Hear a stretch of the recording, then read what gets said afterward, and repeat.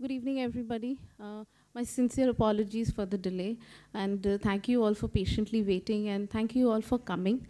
I take this opportunity to welcome all of you to the second event for this year under the aegis of Center for Women's Studies. As the title of the event suggests, Gender and Identities in Contemporary India. So all the speakers through their talks essentially will be talking about changing gender ideologies and norms in the context of globalized India. So now without wasting any further time, I invite Komal Arcot, our third year BA student, to introduce the speakers. Thank you. Dr. Shilpa Phadke is an associate professor at the School of Media and Cultural Studies, Tata Institute of Social Sciences, Mumbai. She is co-author of book Wild Loiter, Women and Risk on Mumbai Streets, 2011. She is co-director of the documentary film Under the Open Sky, 2016. She was Madeline Haas Russell Visiting Professor in South Asian Studies at Brandeis University, USA in spring 2018. International Fellow at the Institute of Advanced Studies, University of Warwick, UK in 2017. Faculty Exchange Fellow at the University of Münster, Germany in spring 2016. And the ICCR Chair in Indian Studies at the University of Leipzig, Germany in spring-summer 2015. She is the Mumbai team lead for the Gen Urb project, which examines questions of precarity, transformations in gender in low-income communities. She's also researching the feminist internet, single women's relationships with their families in relations to marriage talk, and narratives from feminist fiction writers for children. She has published in academic books and journals in the areas of gender and public space, ethnographies of feminism, feminist pedagogy, risk and the city, middle-class sexualities, middle classes, and the new spaces of consumption, feminist pedagogies, and feminist parenting. She also writes regularly in the popular media, both print and online, on concerns related to gender and the city. Dr. Jagrati Gangopadhyay is currently a postdoctoral fellow and faculty of sociology at Manipal Center for Humanities. She did her PhD from Indian Institute of Technology, Gandhinagar. For her research, she has received funding from the Indian Council of Social Science Research, Kyoto University, Japan, and University of Saskatchewan. She's published in journals of international and national repute, such as Aging International, Springer, and Contributions to Indian Sociology, SAGE. She's also presented her work at the Aging Studies Institute, Syracuse, and the Oxford Institute of Population Aging, Oxford. Finally, Dr. Ketki Chaukhani is a postdoctoral fellow at the Manipal Center for Humanities. She has a PhD in Women's Studies from Tata Institute of Social Sciences, Mumbai. Her doctoral work focuses on sexuality education and adolescent masculinities in middle-class Mumbai. Her writing has appeared in the Journal of Porn Studies, in Plain Speak, Teacher Plus, DNA, Kafila.online, Roundtable India, and Ultraviolet. Her current research interests are on singlehood and the city. Ketki also has an MPhil in Cultural Studies from the English and Foreign Languages University and an MA in English from Pondicherry University. Thank you. So just before we begin, the format is that all three of us will first speak, and then we'll open the floor to questions. With this, I invite Dr. Shilpa Phadke to begin her talk. Thank you. Thank you so much, Jagrati. I'm delighted to be here.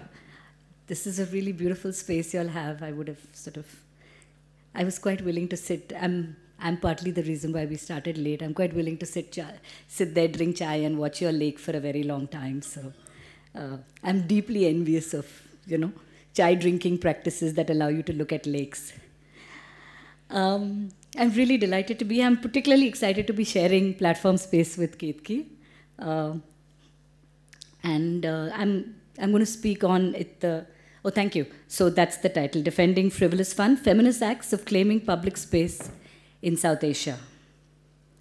I'm going to read, but hopefully I will try not to look down too much. In December 2012, thousands poured out onto the streets, discounting the usual sites allocated to protests, courting lathis and water cannons. This was especially the case in Delhi, but also in other cities across the country. People carried large banners that exhorted variously the state and its citizens to protect women and to teach their men not to rape, in response to the gang rape and murder of the young physiotherapy student.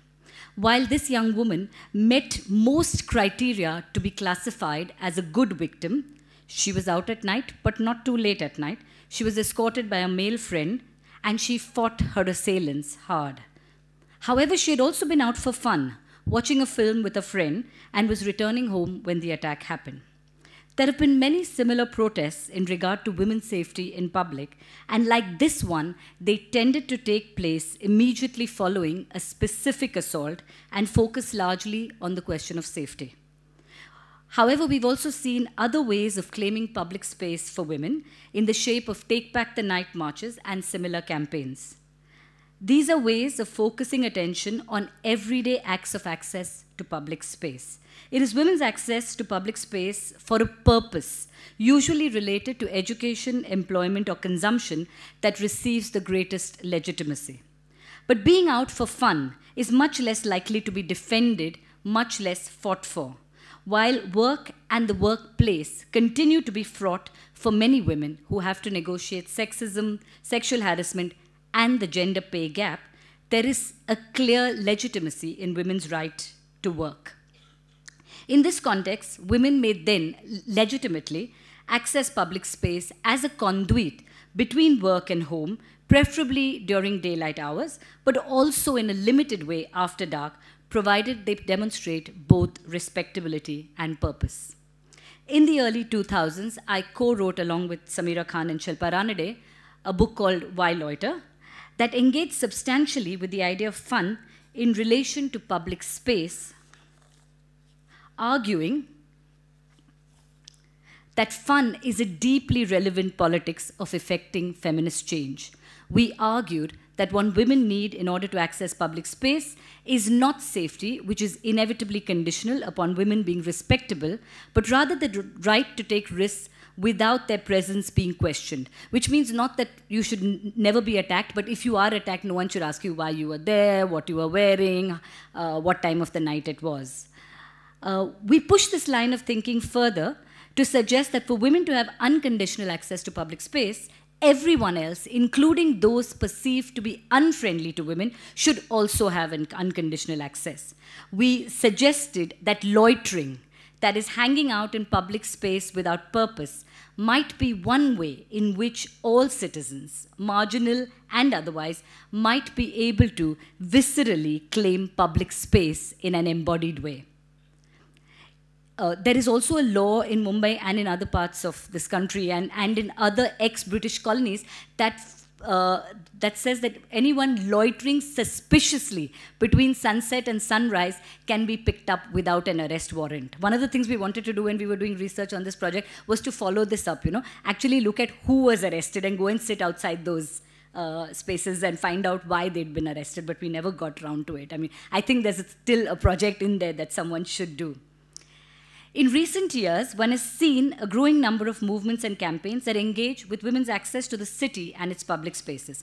Fun has been central, either implicitly or explicitly, to many of these feminist campaigns. Despite this, accessing the public for fun continues to be deeply suspect, interestingly, not just by more conservative patriarchal voices, but also by feminist voices that see such claims to public space as both a middle-class luxury and steeped in individuality and neoliberal desires.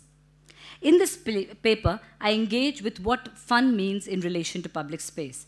I discuss 3 feminist campaigns: the Blank Noise Project, the Why Loiter movement, and the Girls at Dhabas in Pakistan that articulate women's right to public space for fun. I address feminist critiques that read claims to public space by women within neoliberal, globalized, even hedonistic practices. I engage with questions of feminist gatekeeping and the debates on what might be seen as feminist.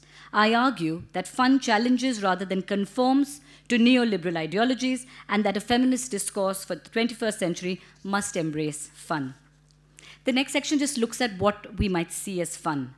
In Why Loiter, we devoted an entire section to asking who was having fun in the city.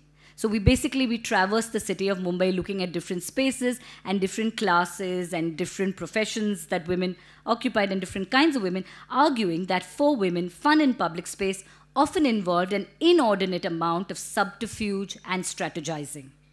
Our own definition of fun suggested, and I quote from the book here, that it was a verbal shorthand for pleasure, a concept that encompasses fun, but is much more than that. Pleasure is highly subjective and is inextricably linked to a range of choices, including those related to sexuality, dress, matrimony or not, motherhood or not, to name some. Pleasure might be found in solitude as much as in company. It involves the visceral body as much as the untamed mind, and it involves activity as much as simply doing nothing. In other words, loitering, end quote. This kind of fun then would include wandering around the streets during daytime and at night, using maps to get around, as well as seeking to get lost in the labyrinthine city, hanging around for hours, drinking tea at a corner stall, or sitting around the seafront, all kinds of street shopping and eating, sitting around in a park and reading or eating, playing in an open maidan. These represent only some of the possibilities of how one might seek fun. For my purposes, reflecting on women in relation to public space, then, I would define fun as any activity that produces a visceral sense of enjoyment that contributes to a sense of claim to the city and a feeling of belonging to it. When women claim fun in public spaces, they produce in others not happiness but anxiety. In this sense, the idea of fun invoked here is in keeping with Sara Ahmed's questioning of happiness as a necessary social good. That's what she does in her book, The Promise of Happiness. Ahmed suggests, and I quote from Sara Ahmed, the female troublemaker might be trouble because she gets in the way of the happiness of others, end quote.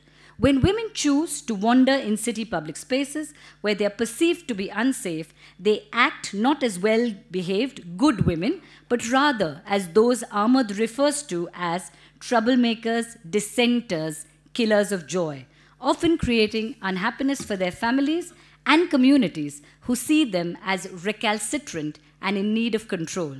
Fun for women in public then inevitably involves being difficult women who do not conform to visions of ideal women. This vision of fun then creates trouble even as it troubles the boundaries of what is acceptable behavior for women in its quest to push the boundaries of access in the city. The next section is called Too Much Fun, Reflections on 3 Campaigns. And here's, I'm talking about these 3 campaigns. What happens when political campaigns are also fun? I engage with 3 feminist claims. So these are, I would like to acknowledge here that I am connected to all these 3 movements in some way or another. The Blank Noise Project began at the same time that we began our research, and we've been in conversation with them since the very beginning. The Why Loiter movement grew out of the Why Loiter book, and as soon as we discovered it, we got in touch with them, and we've, again, been in conversation with them ever since. And so also with the Girls at Dabas movement, when we saw it happening, we wrote to them, and since then we've collaborated with them online. In many ways, the internet space has allowed us to collaborate with feminists in Pakistan across what we know to be our very fraught borders. I am therefore deeply implicated in the politics and aesthetics of these 3 campaigns. The Blank Noise Project grew out of an artistic college project dreamed up by Jasmine Patheja when she was a student at the Srishti School of Design in the early 2000s. Blank Noise uses a variety of strategies and sets up public performances like the one you see there to challenge street sexual harassment.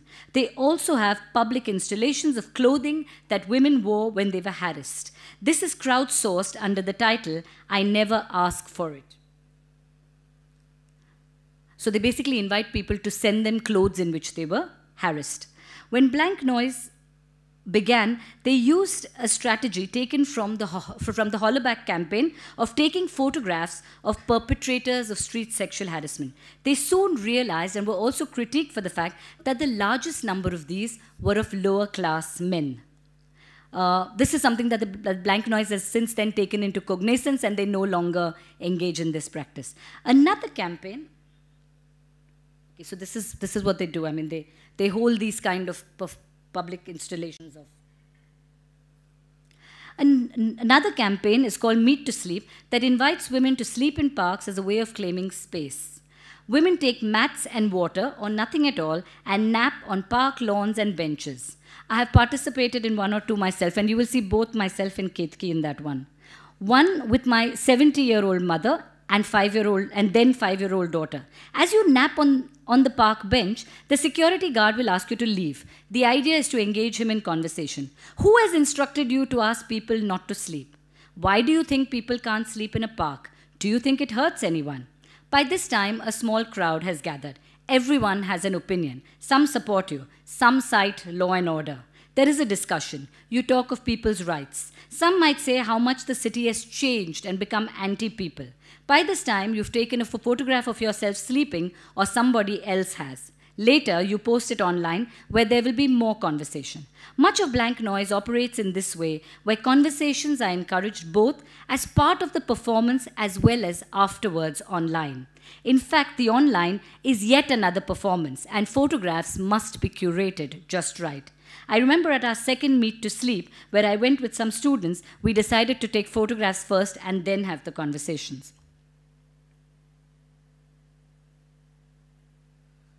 The Why Loiter movement began in 2014 when theatre artist and writer Neha Singh read our book and decided to put the ideas into practice.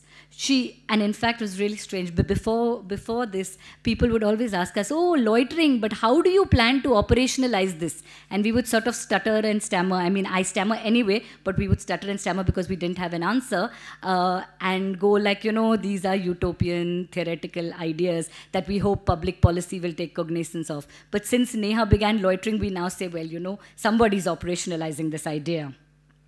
She initiated a movement where a group of women loiter on the streets and parks every Sunday. Since then, they've played games in parks, sung songs on the metro, and wandered the streets well after midnight, claiming public space and risk. When men wanted to join, drawing on a Turkish initiative, they invited men to come in drag and walk like a woman.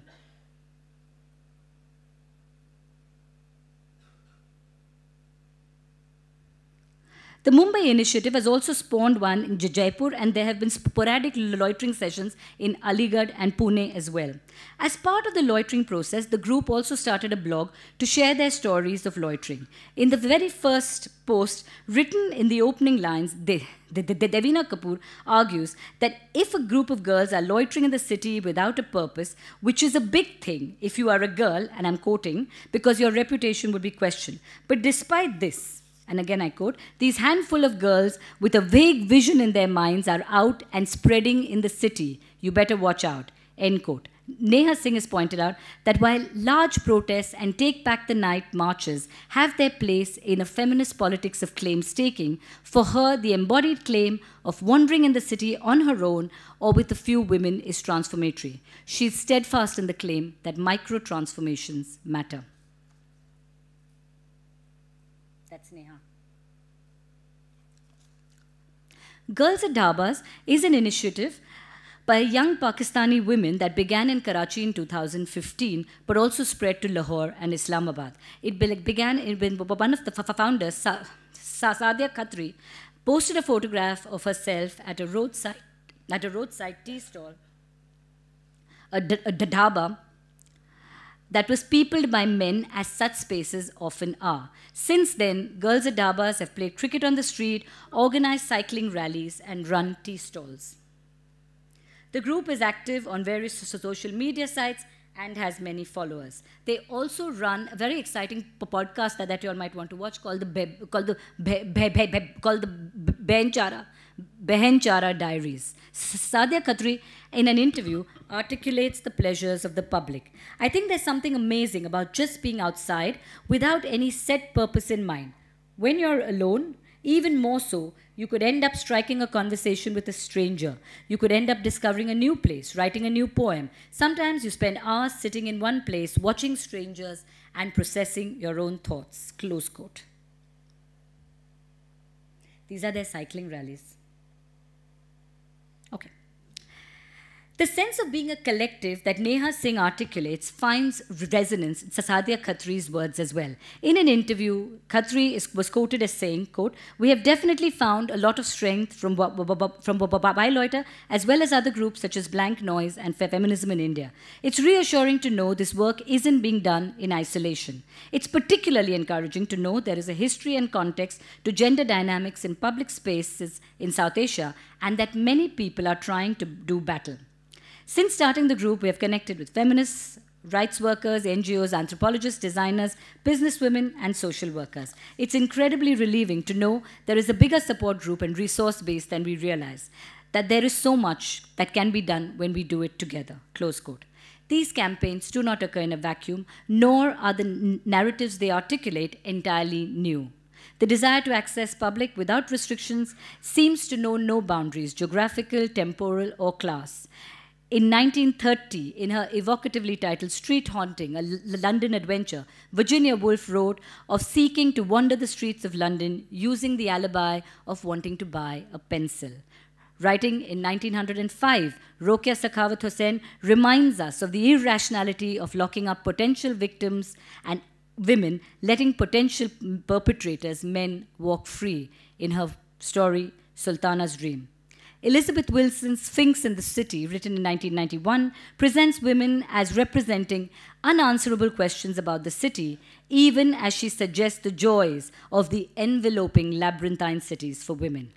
Lauren Elkin's more recent 2017 book, Fleneus, Women Walk the City in Paris, New York, Tokyo, Venice, and London, explores similar pleasures.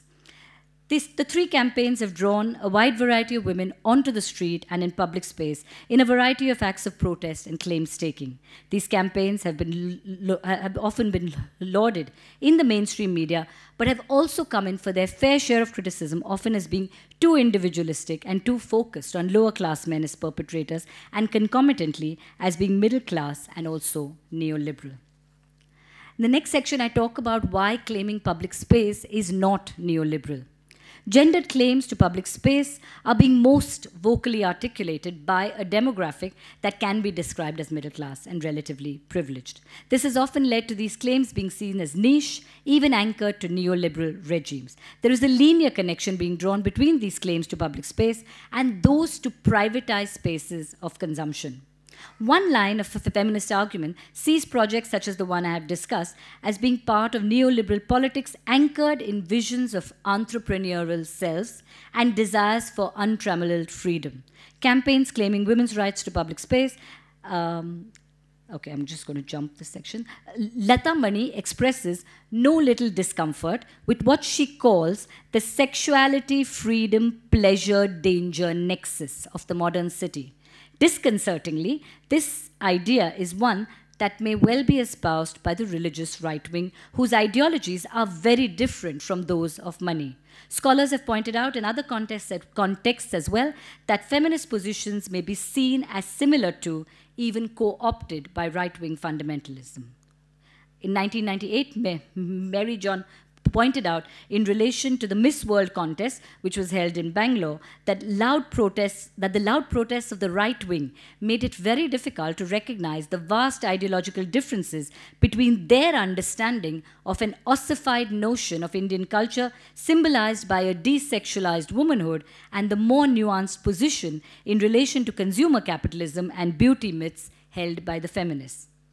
Mani asks if we can, and I quote, oppose violence against women in public places without implicitly anchoring it in a notion of untrammeled freedom and unrealistic presumption with very little historical precedent, unquote. Mani is exactly right here.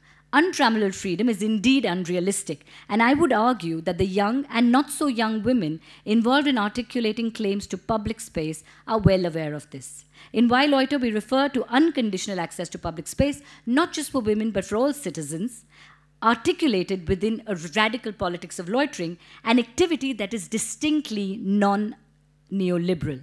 The call is not for untrammeled freedom, but for the recognition that women and other marginalized people as citizens, an acknowledgement of their legitimate claims to public space. Loitering is both individual and not. As an act, it assumes valency only when performed in community with others. Claims to loitering are fundamentally imagined as collective rather than as individual. This sense of the collective is often missed by arguments that locate such protests as reflective of individualistic and therefore neoliberal desires. Hemangini Gupta, for instance, critiques the Blank Noise project, suggesting that the focus on, and I quote, individual reflection on women's experiences of the city and their dreams for the future be read as, and I quote again, an example of how neoliberal agency is asserted and articulated. She further suggests that, quote again, emphasis on successes and heroism of the participants resonates with neoliberalism's emphasis on cultivating entrepreneurial selves who take responsibility for themselves, unquote. Gupta reads a neoliberal technologies of the self into these forms of protest, which she visualizes as individual and by that coin, individualistic. When Neha Singh talks of micro-transformations as women access public space for pleasure, is this the same as the neoliberal technologies of the self? Could we see these micro-transformations as being about the self, but at the same time, not only about the self, but rather the self in community with others, and therefore self as citizen rather than consumer? In their refusal to accept blame, as seen in the oft-repeated Blank Noise slogan, I never asked for it, these protests collectively undo the vision of the good neoliberal consumer who assumes responsibility for herself. In the parade of collected clothing in which they were had assent by various women, the action hero volunteers demand accountability from larger society. Rather than seeing them as entrepreneurial selves, as Gupta suggests, I would argue that the action heroes are a protest form that invites people to be part of a larger collective that links people to their cities as citizens, not consumers. It seems rather ironic to suggest that claiming the public is neoliberal. Most neoliberal visions foreground ideas of a sanitized, orderly city that does not include loitering, protesting citizens hanging out in public. The neoliberal desire is rather to escape from the messiness of the public. People hanging out without purpose are routinely asked to leave, often in a language that suggests it's for your own good. To loiter in defiance of this is to disrupt the desirable features of the global neoliberal city. To claim the city, to claim the streets in a neoliberal world is to counter the suggestion that all of us would be far more productive sitting in a coffee shop or hanging out in a mall instead. What all three campaigns do is reject the victim discourse and claim agency as actors inhabiting and thus writing the city with their bodies. These, then, are not the docile bodies of neoliberal consumers, but the rebellious bodies of women who refuse to stay within limits defined by patriarchal cultures. There is certainly a pleasure in reclaiming this denied public and reclaiming it not as the purposeful, productive, good consumers of neoliberal capitalism, but as loitering, protesting, street tree drinking, 21st century feminists and citizens. The next section looks, tries to assess what this means in terms of a feminist politics. It's called gatekeeping politics. Feminist campaigns in India in the last decade have pushed the boundaries of feminist language and organizing, and explicitly class-based socialist feminism of the 1970s and 80s has spawned multiple forms of articulation in the 1990s and 21st century. These forms of articulation have led to lively debate within feminism in regard to questions of ideology, methods, and efficacy. Feminist activism, its effectiveness, its virtue, and its location have been deeply contested, not just outside the feminist movement, but also, more importantly, perhaps within it. A liberal discourse of human rights has allowed for a widely accepted and acceptable feminist claims for educational, economic, and political participation. The demand for fun, however, may be seen not just as frivolous, but also as undermining the seriousness of the feminist project itself, perhaps threatening the more legitimate claims to work and political participation. There is some disquiet with the form that the politics of space claiming has taken. And there's a kind of nostalgia for old forms of protest, of sit-ins, of sitting around, as opposed to newer forms of protest. I'm I'm going to quickly summarize an idea. But one of the campaigns that actually got as many naysayers as it did yay-sayers was the Pink Chaddi campaign. Okay, not so far from here in Mangalore, 1 decade ago, a group of women were sitting in a restaurant, and a group of right-wing Hindu goons from a group that called themselves the Sri Ram Sene went into this restaurant, and they pulled these women out. They had cameras with them, and they sort of saw them as desecrating Indian culture because they were drinking alcohol. This led to what is perhaps the first online feminist protest in the shape of a group started on social media called the Consortium of Pub-Going Loose and Forward Women, which was created by a journalist called Nisha Susan. And within a day, there were like 30,000 members of that social media group. And basically, they were arguing not to they were not in support of alcohol, but to say that women have the right to be in pubs if they want to be, and that nobody has the right to commit violence in the form of some sort of ossified form of ossified vision of Indian culture. And in fact, while I was doing research for this, I found that they also found support from the then Minister for Women and Child Development, Renuka Chaudhary, who sort of exhorted women to pub bharo. This is 2009. And I mean, at this time, of course, one was sort of concerned about the ways in which the right wing was taking over the space. But looking back from 2019, it looks like almost some kind of utopian vision where you have a minister of state sort of endorsing the idea that nobody has the right to commit violence in defense of their own vision of culture, right? But there has been a very lively debate within feminist arguments about what the Pink Chaddi campaign signified for this. Tejaswini Niranjana suggests that the sexually charged idiom of the Pink Chaddi campaign may have created some discomfort among feminists. She argues that the Pink Chaddi campaign can I'm sorry, I didn't explain what the Pink Chaddi campaign was. What they also did following this was they invited women to send pink chaddis to the Sri Ram Sene for Valentine's Day, because one of the things that the Sri Ram Sene did was they said, we will not allow anyone to celebrate Valentine's Day. And so there were hundreds of thousands of women, yours truly included, who sent pink chaddis to the Sri Ram Sene. She argues that the Pink Chaddi campaign can no more be seen as an assertion of pro-globalization forces than earlier campaigns of the women's movement can be dismissed as Western-inspired. Ratna Kapoor suggests that the Pink Chaddi campaign is not anti-feminist or non-feminist, but casts it as a response to what she calls the dominance of feminism, an over-determined emphasis on male sexual violence and female victimization, marking a moment when campaigns shift the language to one focusing on autonomy, sexual integrity, and pleasure. Kapoor sees the Pink Chaddi campaign as an example of what she calls feminism light, not as a revolution, but rather as, and I quote, a powerful critiques of dominant feminist positions which might create spaces for other kinds of feminist possibilities and analysis. The early part of this century has seen fewer women identifying with feminism, seeing it as austere, even joyless. In a context where women are beginning to claim feminism and make it their own, a response from other feminists, which can roughly be summarized as, you are doing it wrong, closes off a dialogue before it can even begin. What such critiques display is not just an anxiety in regard to what might be seen as feminism and what is an inferior form of organizing that needs to be repudiated, but also a search for a pure form of politics. For young and not so young women today, especially those who live in cities, globalization and globalized contexts are the worlds they live in, and there is little escape from them. Dismissing forms of protest as neoliberal and therefore inferior acts of agency achieves little in terms of understanding a constantly shifting discourse of feminism. Any engagement that seeks to locate feminism in a globalized neoliberal context must also acknowledge just how impossibly complex and entangled it is.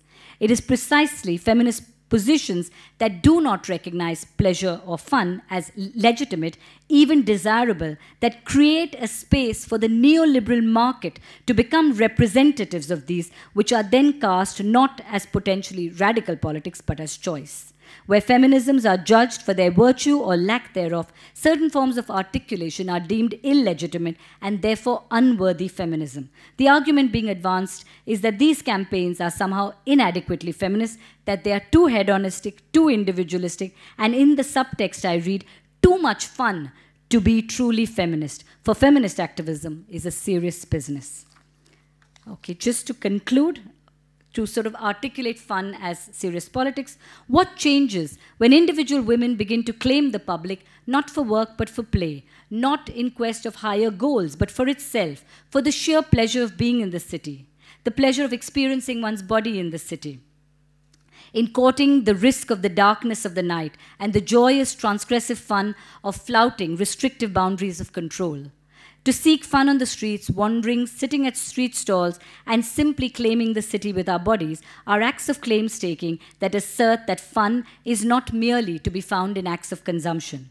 What is the pleasure, embodied and spiritual, of wandering the city streets during the day or night? What are the enticements of the city, especially at night? Is fun political enough to push feminist claims to the city? I suggest that individual women's desires, insofar as they reflect a collective desire to access public space for pleasure, and insofar as they reflect larger social restrictions that prevent women from accessing public space, are not in fact personal wishes, but a political claim. Fun is serious. Not only is it deeply connected to well-being, but its very contentiousness makes it relevant to a feminist politics of transformation. Thank you.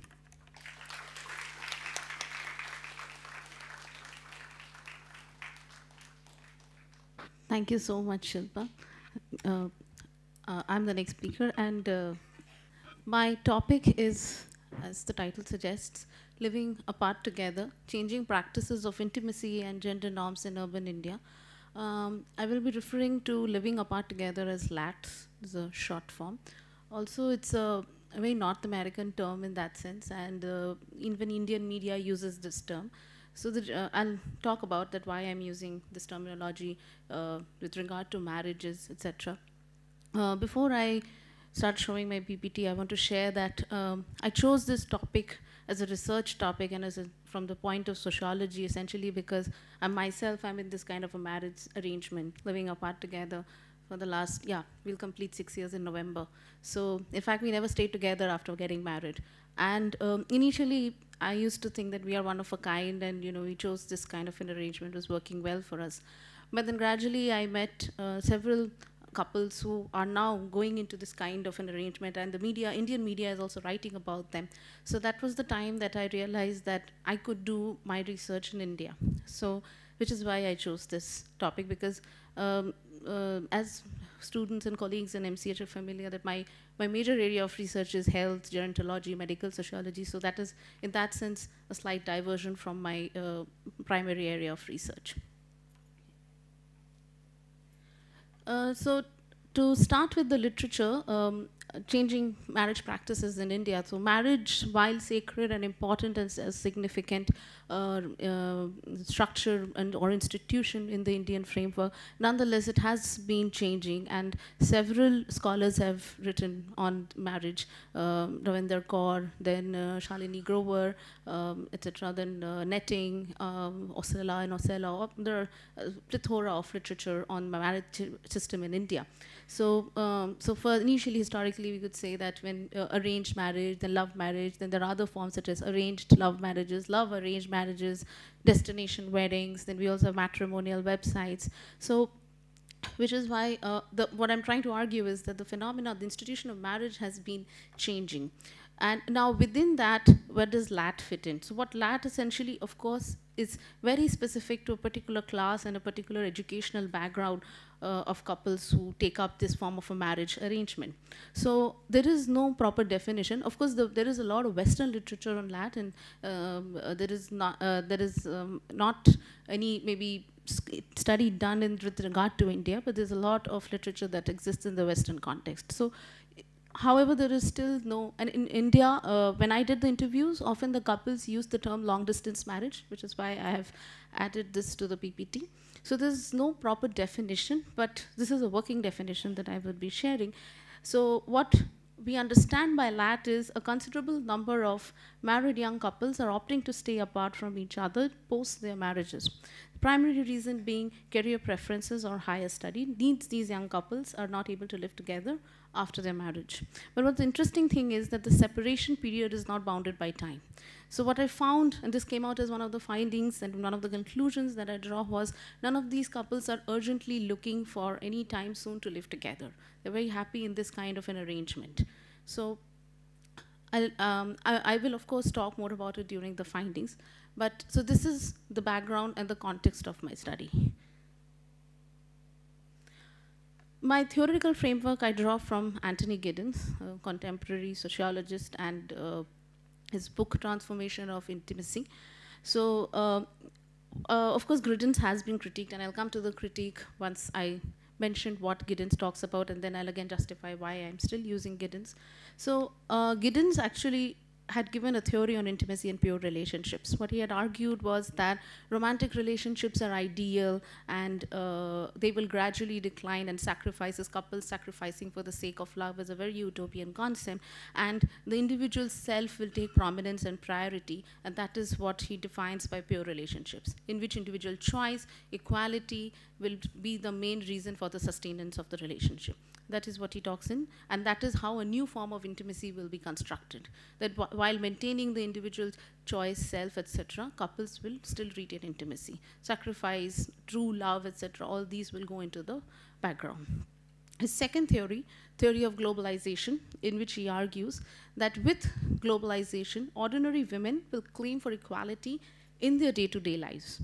That women will realize that their needs are way more than sexual, and their social roles are not just based on reproduction and not limited to the household, and they will demand and foray into the workforce. So this is bound to have, this is a direct outcome of globalization. Of course, Giddens has been critiqued for focusing on the individualization. Giddens has been critiqued for focusing too much on individual self, and Jamison, etc., Nocella have argued that even under the backdrop of globalization and liberalization, etc., sacrifice, true love, etc., within the marriage system, and sometimes couples actually want that kind of an ideal love within the marriage, care, provisions to exist. But within my study, I thought this theoretical framework was a good fit because I felt that individual choice prevailed. So which is why I hanged on to Giddens to argue. Of course, I could be critiqued, and I'm open to critique, but I still thought that Giddens was a good fit in terms of a theoretical framework for my study. Methodology, I'll just briefly touch upon. Of course, it was snowball and purposive. I had to rely on personal contacts, etc., because of the sensitive nature, and I asked a few personal questions as well with regard to adjustment issues and everyday conflicts, intimacy, etc. So, which is why I had to rely on snowball and purposive sampling. I relied on a semi-structured questionnaire and in-depth and narrative style interviews. I did both telephonic and face-to-face interviews. I actually did a total of 50 interviews, but I'm using only 30 interviews because I thought those 30 interviews were the most relevant ones, and I kind of did a small filtering. Cities that I did mostly, as you can see by the nature of the names of the cities, they're pretty cosmopolitan by themselves, like Calcutta, Bombay, Delhi, Kolkata, Bombay, Delhi, Mumbai, Delhi, Pune, Hyderabad, Bengaluru, Ahmedabad, and Manipal. I could interview either the male or the female, so I interviewed 15 males and 15 females for the gender balance. At least in LAT for 5 years, and 15 of the couples had child, or at least children, at least one child, and the age range was 30 to 37 years. And of course, autoethnography. I couldn't resist while drawing up the questionnaire, etc., or even when I was reading the literature, my own experiences did come into play from time to time, because I had myself faced certain challenges.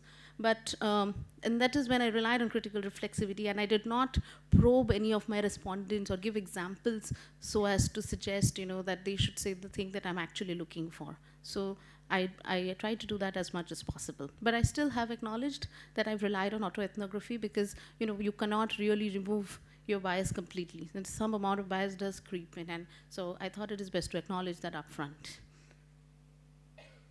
Okay, so this is a Google image credit. Okay, So my first finding is what I argue again, and I'll conclude by why Giddens is an important framework for my study: rise of individual choice and declining masculinity. So most of the couples told me that for them, individual autonomy and space was very important.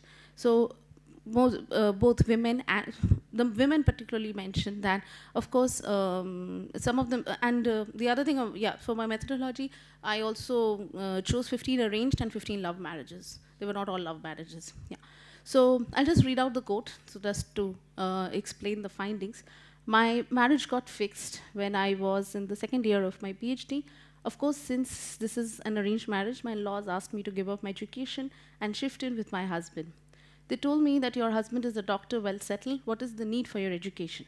I was in a dilemma and I had thought of cancelling the marriage because this degree was my dream. I had made up my mind that I should stay unmarried but finish my studies. But then I was lucky that my husband supported me. Though we did not know each other before our marriage got fixed, still he insisted that I finish my education and take up a job where I want to. He does not want me to give up on my dreams. I'm glad I married him because he constantly motivates me. The other quote, our daughter is 2 years old now and she lives with me and our full-time nanny. Earlier she used to live with my wife, but now she's staying with me because my wife had to go abroad for a few years. My wife is doing really well and I think we have never lived together after marriage. Even after our daughter was born, we were living in separate cities. We have given each other space even before our marriage and when we were dating. I know my wife will not give up her career and stay with me. My coercing her will only create bitterness among us. The other thing that I couldn't, because the quotes are pretty big and I didn't want to put everything on a PPT, was also in terms of both arranged and love marriage. One thing that the women mentioned in terms of choosing their partners was that they wanted husbands who would be caring, understanding, showing respect. And the financial part actually did not come in. Like, they were not really looking for breadwinners or breadwinners for the family, because women realized that they themselves can be financially competent. And they wanted partners who will let them finish their education, retain their educational choices. So in that sense, and allow them to be in the space that they want to. So which is why I argued that individual autonomy and space plays a very big role in autonomy, in LATs, both from the male and the female perspective. And with that, I also argue that there is a gradual decline of masculinity. Because in earlier marriages, women were forced kind of to relocate, because men were not expected to relocate. They could be anywhere they wanted to. Women were expected to relocate. Now, not only are women not expected to relocate, they are not relocating, and they are getting sufficient support from their husbands. So that is why I argue that it's not just that the role of women, etc., are changing, but even there's a decline in the understanding of masculinity in that sense. The other thing, of course, mostly my respondents argue that they are not sure whether this kind of an arrangement would have been possible without the help of technology. And they realize that so WhatsApp calling, Skype, etc., they play a very big role in coming up with what they themselves termed as a new kind of virtual intimacy.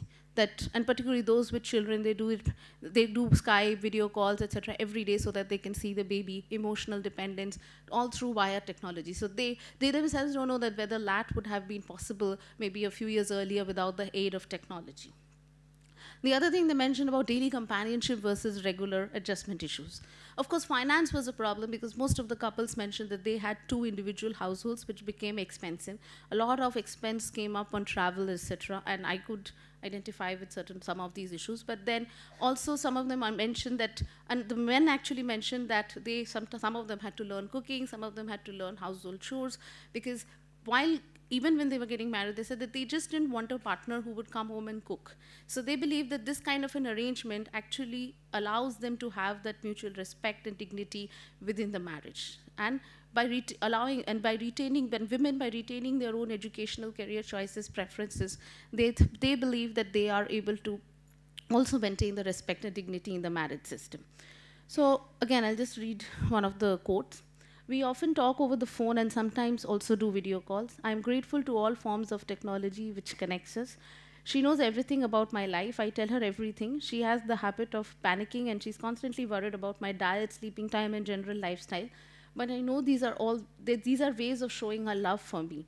I miss her and we meet at least once a month, but I also enjoy the space that she gives me. She does not stop me from drinking with my friends or if I go hiking with them. She's never breathing down my neck, even over the phone. We both respect each other and believe this is the source of our happy marriage. This is the male respondent. Second, we do a lot of video calling. He wants to see the baby a lot.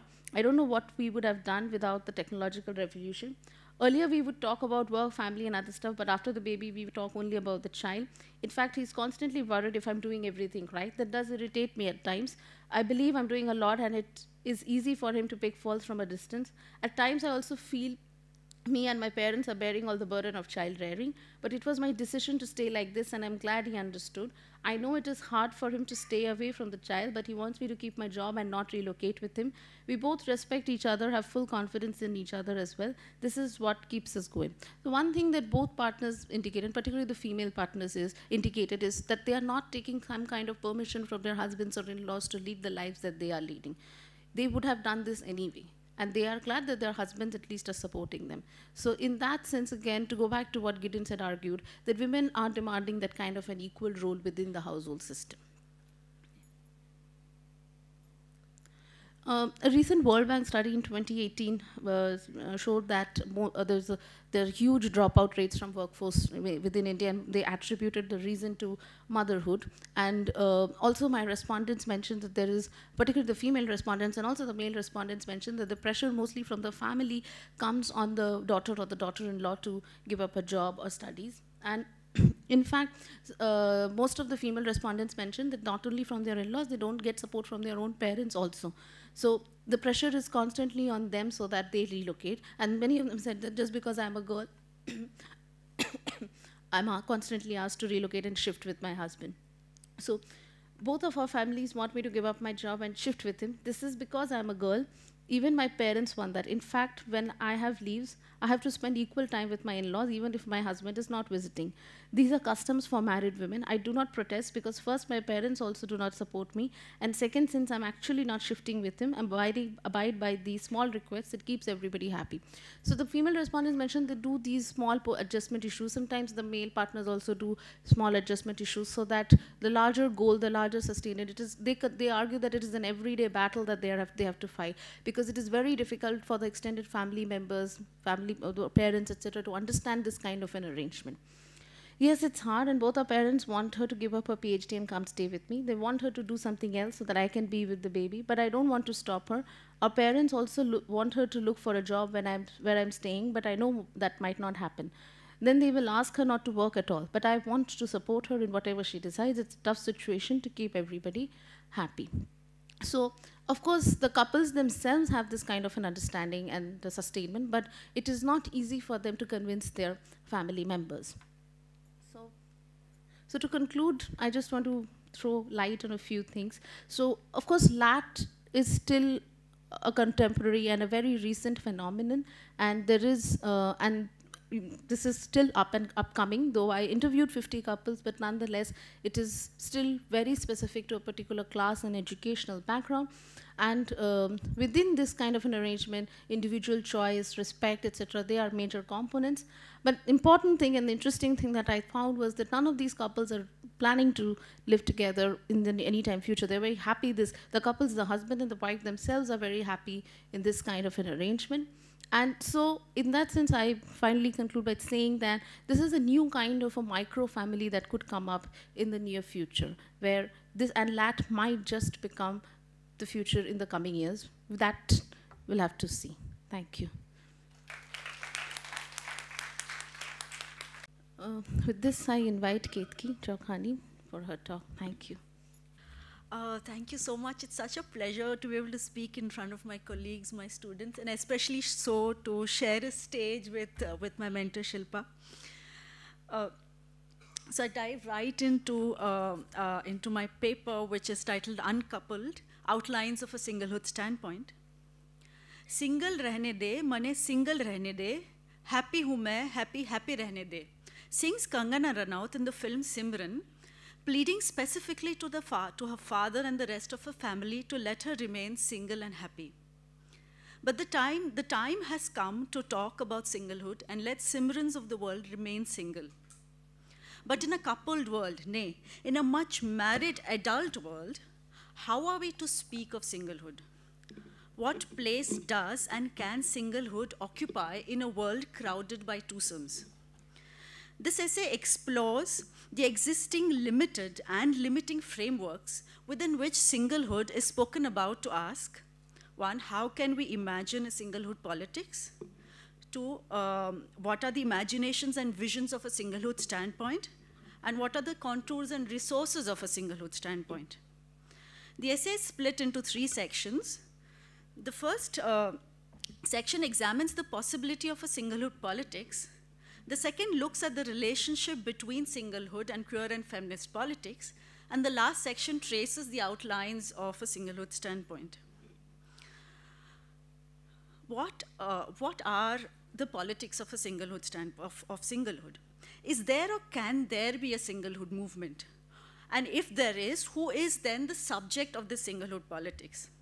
Bella De Paulo, psychologist and singles advocate based in the United States, has spent decades discussing singlehood and systematically responding to the discriminations faced by singles from society and state. She notes that, I quote, "It is in the spirit of consciousness raising that I have coined the term singlism, which points directly at single people and the ways in which they are marginalized and stigmatized," unquote. She terms the glorification of marriage and couple as matrimania. Despite having an expansive definition of who is single, De Paulo specifically focuses on the unmarried and unpartnered. Since marriage, especially in the US, that's where she's based, has many social and legal privileges which the unmarried don't have. She calls singlism the problem that has no name, and discusses how, despite the sensitivity around other forms of discrimination like sexism, racism, classism, and so on, she says that singlism seems to have been largely ignored. And yet she acknowledges the problems of having a singles movement and activism. She notes that, I quote from her, "To become part of a movement, singles would need to experience a shared identity. How can that happen when single people can be divorced or widowed or ever single, when they can be rich or poor or anything in somewhere in between, when they can differ in race and ethnicity and gender and age and sexual orientation and just about every other relevant characteristic you can think of? That diversity is a real issue," end quote. The other problem that she acknowledges is that, I quote, "The practice of singlism does not rise to the level of viciousness that has characterized other forms of discrimination. Perhaps the most unique aspect of single status is that it is perceived as much more fluid. You can be single today and married tomorrow. Then how can singles be expected to identify with a status that might be fleeting?" End quote. I consider this fleetingness and lack of shared identity of the single subject as the very productive foundation for a singlehood politics. I don't see that as a problem. This is following Judith Butler's argument that the subject has to be in crisis and has to not be secure to forge a politics. In this case, the single subject would be everything that De Paulo lists and much more, and yet the definition of the category of the single subject has to be made anew every time we make demands based on it. But what are some of the ways we can make demands based on singlehood? I examined 2 examples from India where different organizations lobby for single women. Majlis, an organization in Mumbai which provides legal service to women, started conversations in early 2017 around a national level public campaign called Single But Not Alone to increase the visibility of single women's identities and concerns. The public campaign wanted to increase the visibility and also posit singlehood as an aspirational category. They said that when singlehood is rendered viable and aspirational, then marriage becomes an option rather than a compulsion. They also came from a perspective of prevention of domestic violence, that singlehood could offer an option for women to walk out of a violent marriage. And that is why it should be viable. But Majlis did not lobby in this case with the state, but it sought to raise awareness through the campaign for middle class as well as urban poor women. So their work is mostly focused in Mumbai. The organization, Ekal Nari Shakti Sangathan, which translates as the Association of Strong Women Alone, is based in Rajasthan, started by Jeannie Srivastav, and is a community of women from low-income groups who have been widowed, divorced, abandoned, or never married. This Sangathan helps women to mobilize, support each other, and lobby with the state for better laws and access of schemes for single women. It seeks to make single women self-reliant. So over the years, this Sangathan has succeeded in making changes in widow and divorced women pension amounts to secure more government jobs for women under various schemes. And socio-culturally, the association has also been able to raise the literacy rates of single women, find employment for them, and is able to negotiate their participation in religious and cultural celebrations. Some women from this Sangathan have also fought for and won the Panchayati Raj elections in Rajasthan. But how do we see this organization? Rekha Pappu discusses how this Sangathan is, I quote, an important instance of the incorporation of the figure of the single woman into the discursive field of development. Within the developmental discourse, single women are positioned as subjects in need of government support. Issues of land, wages, and health assume primary importance, end quote. So Pappu notes that within this developmental discourse, issues of material existence are considered more important than questions of desire. But apart from this lobbying with the state, the Sangathan also seeks to create a sense of community and safety for single women. Now, how might we read these two different and yet related ways of mobilization based on singlehood?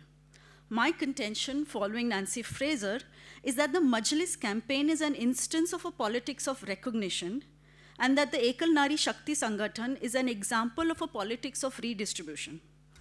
Nancy Fraser argues that in a post-socialist age, we see a rise of a cultural politics of recognition and a decline of a political economy of redistribution. The way around this problem, Fraser notes, is to have a politics of recognition and redistribution at the same time. But Mary John notes a tension in combining both the politics of recognition and redistribution, because she feels that the question of redistribution abolishes questions of identity, whereas the politics of recognition moves towards a redressal through affirmation, so it reaffirms identities. So the Majlis campaign is part of a cultural politics which recognizes identity. So it's a politics of recognition of the single woman, and it affirms it. On the other hand, Ekal Nari Shakti Sangathan, while recognizing singlehood, seeks to, in some sense, abolish this identity by demanding equal access to state schemes. Most arguments advanced elsewhere by scholars like Bella De Paulo also seeks redressal for singlism by the state. So I do not argue with the validity of the importance of both the politics of recognition and redistribution, nor do I ask for it to be done away with. I see the point and I understand the necessity. But following from Achyutan Biswas and Dha's argument in a lesbian standpoint, I argue that both the politics of recognition and redistribution do not challenge the dominant order. They do not challenge the dominance of couplehood and marriage that exists within state, community, and family discourses, but rather seeks only inclusion and acceptance within the dominant order. So I contend that if singlehood standpoint is to challenge the dominant order of coupledom and marriage, a different route needs to be taken. Come to my second section on the relationship between feminist and queer politics and singlehood.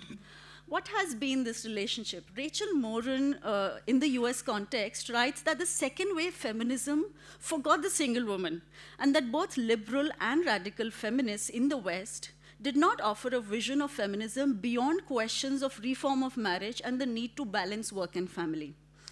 Similarly, in the Indian context, Rekha Pappu writes that, I quote, the women's movement itself did not directly address the unmarried single woman, though it did produce strong critiques of the family and the institution of marriage in particular.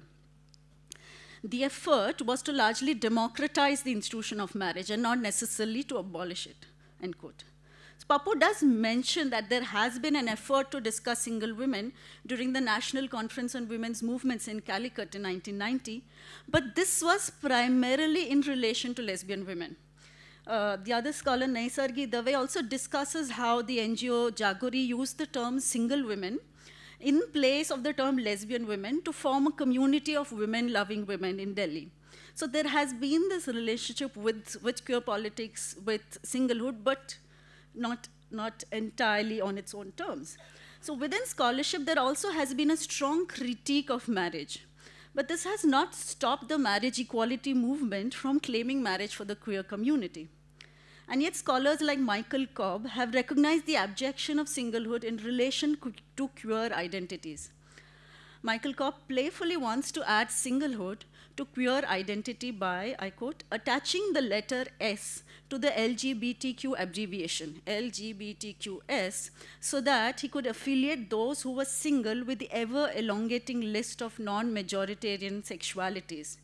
He wants to inquire why there was always the demand to be oriented towards enduring, intimate relationships, especially since the single seemed, and still seems, like one of the most despised sexual minorities one can be, end quote. But Cobb seems to be one of the few lone voices speaking for singlehood amongst a sea of couple-oriented queer and feminist scholars. I claim that both queer and feminist politics fail to legitimately bring the question of singlehood to the fore. In thinking about a singlehood standpoint, I seek to untether singlehood from feminist and queer politics and theory, while borrowing from it and being in solidarity with it. Rather than think of singlehood as just another letter in the LGBTQIA list, I seek to think of singlehood with a standpoint of its own. I take a small detour to connect my essay to Shilpa's talk on fun. Shilpa Phadke discusses how women who risk fun are seen as bad women, immature, irrational. While discussing fun in my master's class, my student Alicia Vaz mentioned that fun is often associated with childhood and not adulthood. This makes perfect sense in a framework where fun for adult women is cast as irrational. Most women, and often men too, cannot risk having the kinds of fun they did when they were children, like blowing soap bubbles in public without the presence of children, or going to the zoo without the presence of children, or, for instance, wearing a Mickey Mouse t-shirt. For men, certain kinds of childhood fun is acceptable and even cool, like loitering and meeting friends in public spaces. But for women, most kinds of childhood pleasures and fun are seen as threatening. While Shilpa Phadke extends the argument of fun to all kinds of pleasures, sexual and non-sexual, I extend the argument of fun to include the fun associated with childhood, which becomes illegitimate and often threatening in adulthood. Single people, especially women, are often cast as immature and childish, not a proper adult. Most singles are not seen as proper adults. The fun and pleasures of being single, of living alone, of having solitude, of playing with friends is not seen as a marker of adulthood. I would like to use childhood as a bridge to link notions of fun and singlehood together, to claim that childhood fun and childlike singles are all part of the same suspicion of a politics of fun.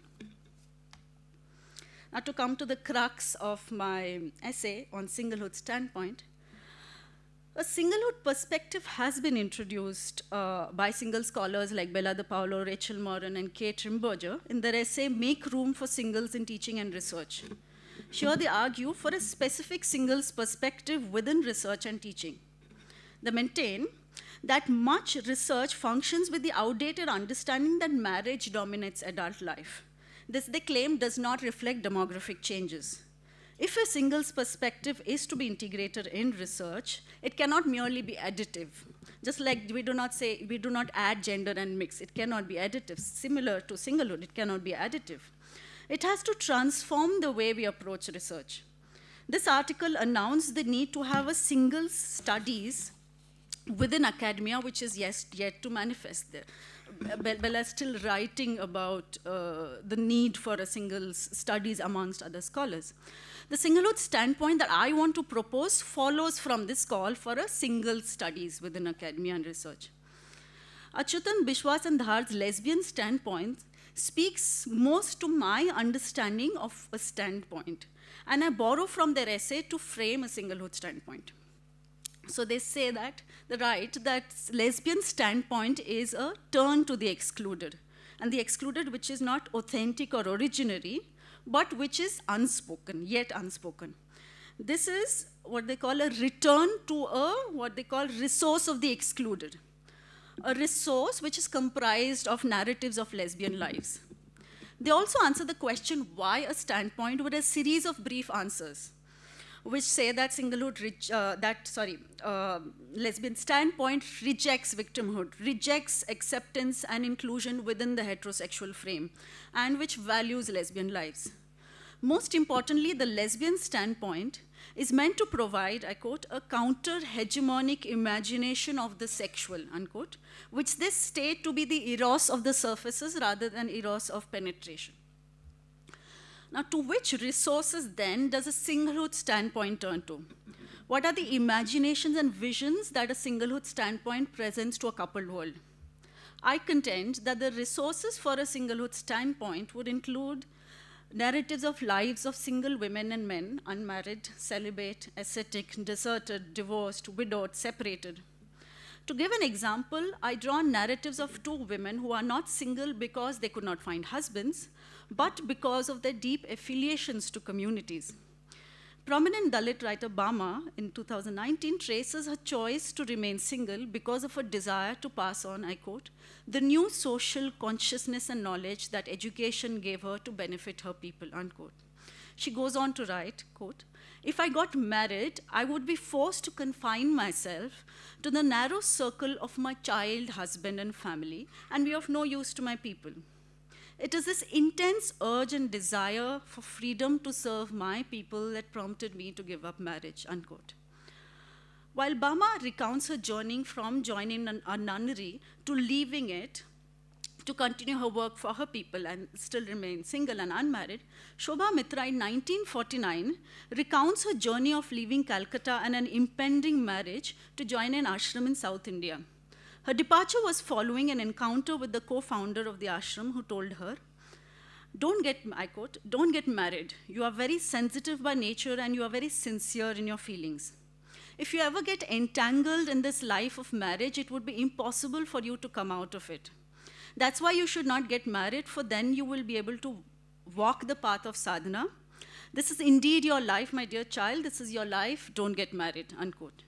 In both these narratives, we see the role that communities, religion, and spirituality play in moving women away from marital roles, which are constructed as an obstruction in their chosen path. There's a reason why I bring these narratives of singles within communities to counter the assumption that singles are selfish, self-centered individuals who might cause a breakdown in society. Bella de Paulo maintains that research has shown, I quote, that there is evidence from a number of national surveys that people who are single are in some ways more connected to siblings, parents, neighbors, and friends than are people who are married, and that people who marry become less attentive to friends and parents than they were when they were single, unquote. So rather than being selfish, most research has shown that single people are more likely to be part of communities, to provide help, to volunteer at organizations. De Paulo has also systematically questioned the easy relationship between singlehood and loneliness and sought to bring in questions of solitude to the fore. She makes a clear distinction between solitude and loneliness, framing solitude in productive, positive terms. She sees the time people want to spend alone as being productive rather than as a lack of social belonging or alienation or social anxiety. While De Paulo does not dismiss social bonding, she wants to bring to the fore questions of solitude into a discussion on singlehood. She discusses the link between solitude and creativity and innovation, and developing creative abilities. Even Israeli scholar Eliakim Kislev also defends the link between solitude and creativity, citing Nikola Tesla, that it's only in seclusion and in solitude that you can have innovative ideas. So along the same vein, sports journalist Sharda Ugra, in her narrative of being single, divorces loneliness from solitude by writing, quote, "What I could not understand was why no distinction was made between aching loneliness, which can swallow people whole in large family groups, and the freedom of solitary calm. Why was it seen as too dangerous for women to be even offered a glimpse of the solitary outside celibate nunhood, that is," end quote. The solitude that leads men like Tesla to discoveries is often denied to women, except in the form of celibacy and asceticism or nunhood. What if solitude became common to all forms of singlehood, especially for women? But more importantly, what does linking solitude to singlehood epistemologically do? De Paulo, citing a study from Long and Averill, discusses solitude as, I quote, "a state characterized by disengagement from the immediate demands of other people, a state of reduced social inhibition and increased freedom to select one's mental and physical activities," unquote. I take this idea of disengagement to think about the recent development in social theory on the values of detachment, even though detachment as a conceptual framework goes against the very notions of standpoint. I would like to work through this apparent paradox of standpoint and detachment to think about the relationship between solitude and detachment and a standpoint that favors detached modes of being. Detachment, as scholars Candia and among others in a recent volume have traced, reconsiders, I quote, "the productive potential of disconnection, distance, and detachment as ethical, methodological, and philosophical commitments," unquote. They argue that the return to detachment is not to go back to objective modernist stance, but to think about contexts and settings where, I quote, "detachment is still socially, ethically, and politically valued, and the relationship between detachment and engagement is not simple or singular," unquote. I do not see the project of detachment as inimical to our current conceptual landscape. Rather, borrowing from Latamani, who writes on the process of witnessing, I understand detachment as, I quote, "a process of estrangement from the known that clears the way for fresh encounters and intimacies," unquote. So I want to advance this paradoxical standpoint of detachment in relation to singlehood and solitude as a mode of being in the world, which, as De Paulo mentions, this mode of being in the world is both engaged and disengaged. This brings us to the visions and imaginations that singlehood might offer to a coupled world. Along with Michael Cobb, I contend that what singlehood offers us is a vision of solitude and immortality. Cobb develops the argument of singlehood and immortality through the idea of the mortality of the couple, haunted by the death of the loved one. Cobb contends, quote, "The single, I think, can teach us to open ourselves up to the world of isolation and distance, which might give us not eternity, but something not so outside of time and impossible to achieve. The single can teach us how to be alone, all one, as the word alone etymologically suggests. And the journey of the single is an ancient one, a path of mystics or those seeking immortality. It might be a story of a great individual or of a great talent that can aspire to great heights and insights. But it's a story anyone can access. And it's a story that seems different from the awful versions of individual mastery that dominate others and accrue power through violence, coercion, carelessness, and ignorance. The single can be a very democratic figure, especially if she or he strips away the ideology that it must always take to," end quote. Cobb does two things in this long quote, and that's one of the reasons why I've chosen such a long quote.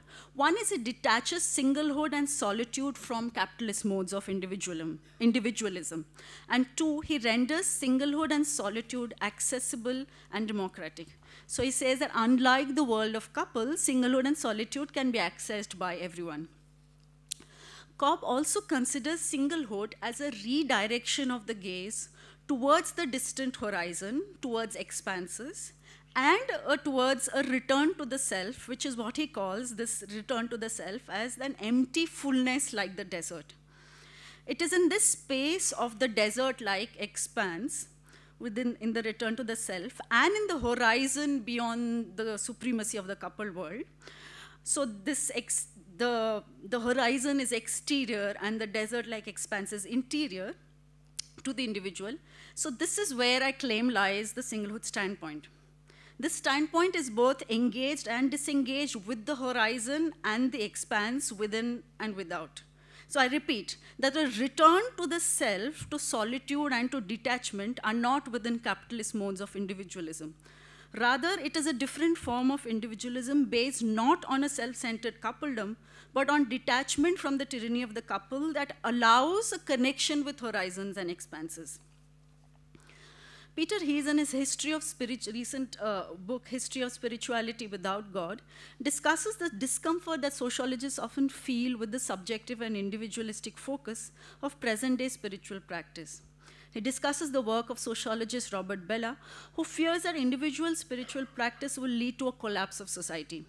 Bellah is alarmed by a nurse, Sheila, who follows what he calls Sheilaism, which she calls her own little voice.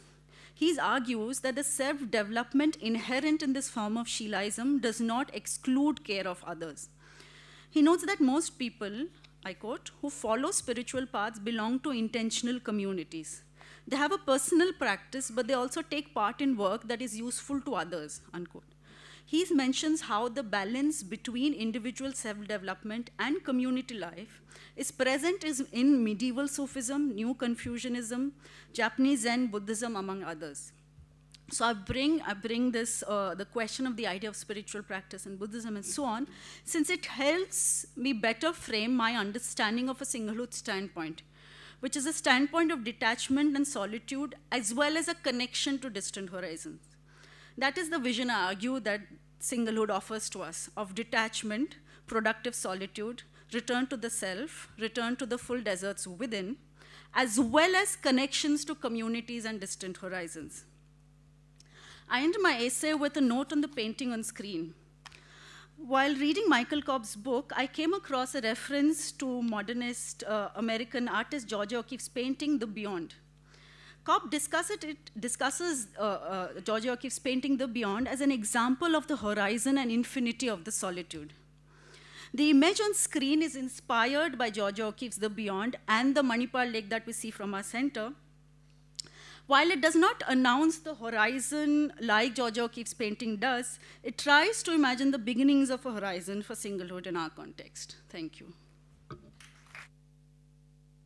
Thank you, Ketki. We'll now take questions. My question is to Ketaki ma'am about the singlehood and all. I would like to bring up the notion of the asexual and the aromantic community into this. To clarify, I'm not saying that all asexuals and aromantic people are single, or that all single people are asexual or aromantic, but I feel like as a community, like the stance of asexuals and aromantic always goes beyond their own community, because they always talk about how the expectations of sexuality and the expectations of romantic relationships that is so steeped into our society, which you have been like talking about in your paper, is unnecessary and burdensome for a lot of people. So I feel like that is and can be like important and addressed, and like. Thank you, Mridula. That's a great point, and I'm audible, yeah. Because, I mean, there is on Facebook this group called Community of Single People, which I'm also part of, which is started by Bella De Paulo, this scholar whom I constantly cite, where there is constant discussions of asexuality and aromanticism. But, I mean, that's a great point that you bring up, and how I could probably link it to an understanding of singlehood standpoint, and how would then that be different from a relationship with queer politics. But that's a great point. But there has been beginnings of discussions on it, writing on, but it's very fresh. I mean, I think one of the members there is about to publish something on this. So thank you for that. You feel the pressure to organize your day, because you don't have the luxury of just going wherever. You have to organize it, and you have to be systematic, and you have to think in advance, because like as you mentioned, it's not accessible, it is not safe, and um, it's not viable at all for you to just go and do whatever you want. So if you could mention more about that. More about the strategies, you mean? Yes. Yeah. As you say, it's not something that women just do. Not so much actually because it's not safe, but also one of the things we found was that women were constantly concerned about their reputations, what people would think of them. And a lot of the strategies women used were to get around the question of reputation. So, I mean, I'm probably not telling you all anything you all don't already know or know that people do. But on the one hand, women, as you put it, in the sense you organize your day, so you manufacture safety for yourself because that's not being done infrastructurally. Okay, so you phone people when you reach somewhere. One of the things we found is the cell phone has replaced many earlier modes of manufacturing safety for people. Right, because people are constantly using it. So women pretend to be on the phone on an entire journey. And a couple of people have told us that it was really odd because they were sometimes on the phone in a cab and then the phone would ring.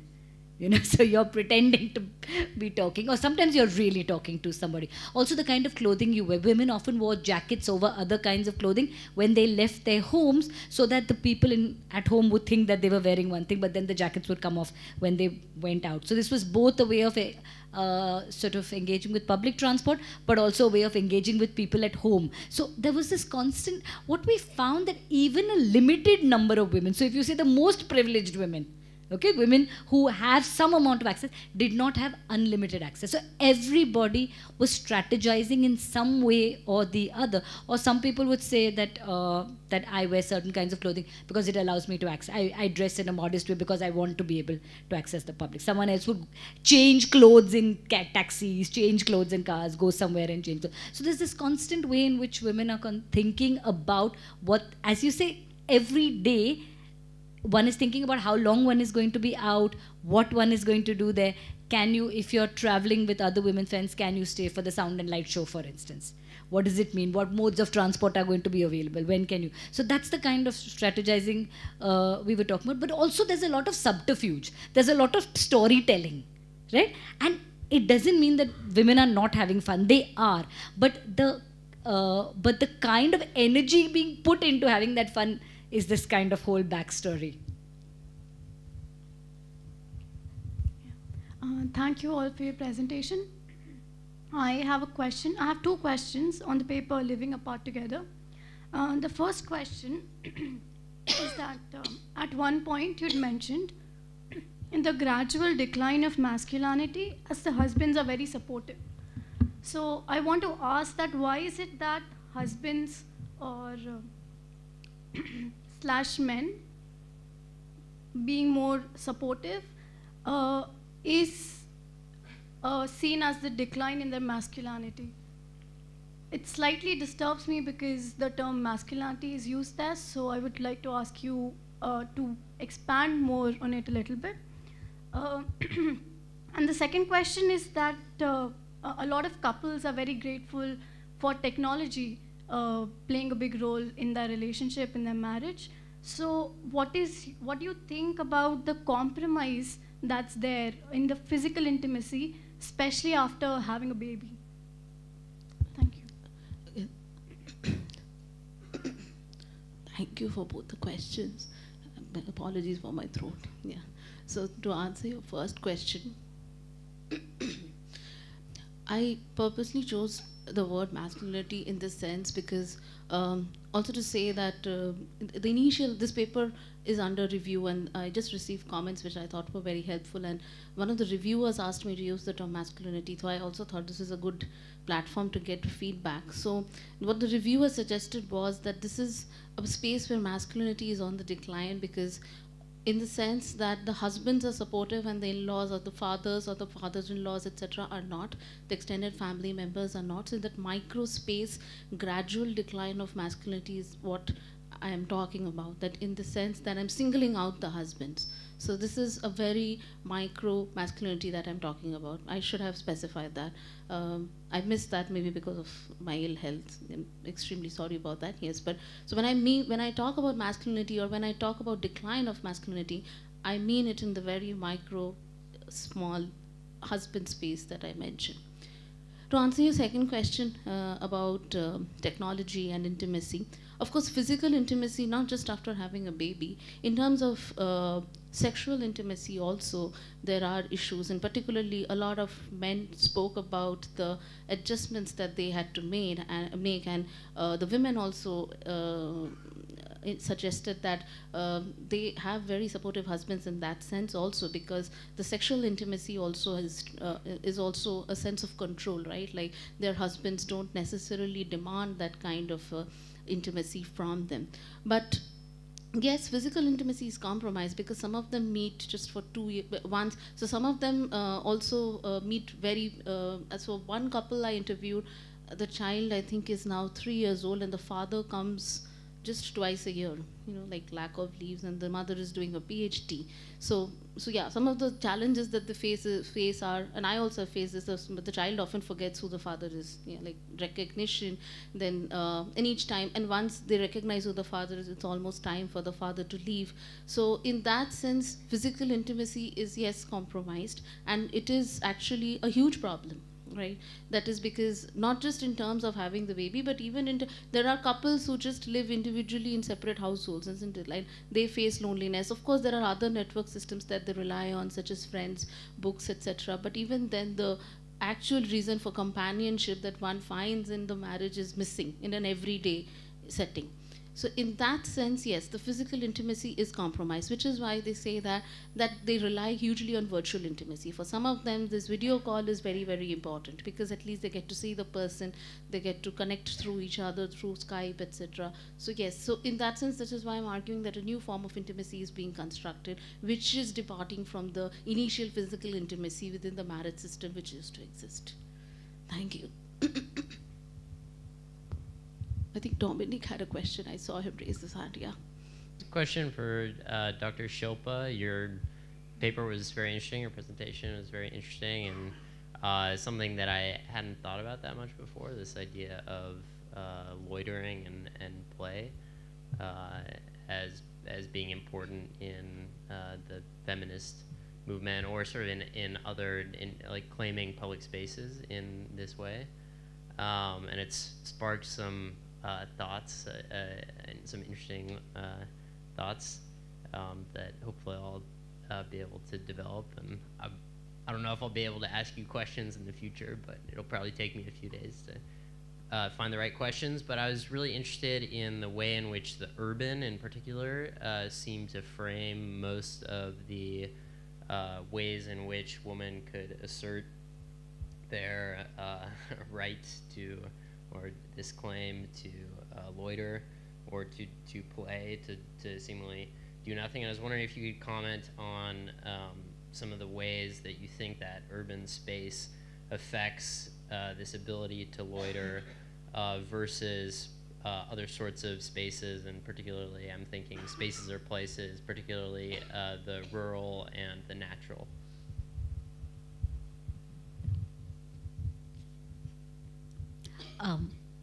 Actually, I mean, there was no intention to suggest that urban spaces invite more loitering than rural spaces in that sense. It just so happens that all of my research has been in urban spaces, and that other work, or the kind of work that I'm looking at, the campaigns that I'm looking at, happen to be in urban spaces. Rural spaces have seen far more anti-violence campaigns of the kind that I'm talking about. So you'd have groups of women, there's been, there are groups of women that sort of take on, so if there's violence in someone's house, they will go there and try and address it. And there's one group in North India that the whole lot of them will wear pink saris and they go there. So there's been some kind of, there are more vigilante groups than groups claiming fun. So there's been some kind of work done on rural women, but not so much. I mean, I haven't seen anything in relation to loitering, which is not at all to suggest that women don't loiter, or that they. One of the things I sort of very marginally read while I was looking at this whole open defecation thing in rural India, and the push to build toilets, for instance, I read one article, so it's not representative, I think, but one article that talked about how women use these spaces, this kind of open, they go in groups and it's a kind of social space. So I actually used that article to suggest that one of the ways in which indoor toilets are pushed is to say that now you can keep your women indoors, you know. But I have not done any research on the topic, and this kind of the framing of the urban is also about and in fact Lata Mani talks about it in the essay that I cite in my paper. She talks about how the urban is associated with modernity, it's associated with anonymity, and particularly for marginal groups of people, whether it's women or it's lesbians or gays, the anonymity allows access to space. So there is that kind of association with the urban as well. Yeah, just a quick follow-up is that specifically the connection with the neoliberal ideas that you're concerned with. I think that the sort of loiter or play that I'm most familiar with is in natural spaces, and I think that might be sort of an interesting way to say, like, no, this idea is quite distant, in fact, from these neoliberal conceptions. It's not confined to this urban space, where it's a little bit more tricky, I think, to make the clear distinction between like neoliberal consumerism, individualism. Yeah. There's also been quite a lot of attacks or quite a lot of critique of women in the new spaces of consumption, so in malls and coffee shops and restaurants. And though my work is particularly on public space, so one is able to more clearly build the argument that it's not neoliberal, at the same time one wants to also argue that women also have the right to be in these spaces as consumers and not be attacked for being there. You know, I mean, I don't know if you get what I'm saying, that women are often seen as sort of hedonistic consumers in a way that men are not if you find them in a pub. And one also wants to defend that, though that is far more open to being seen as neoliberal than public space in that sense, because in public you're literally not consuming anything at all.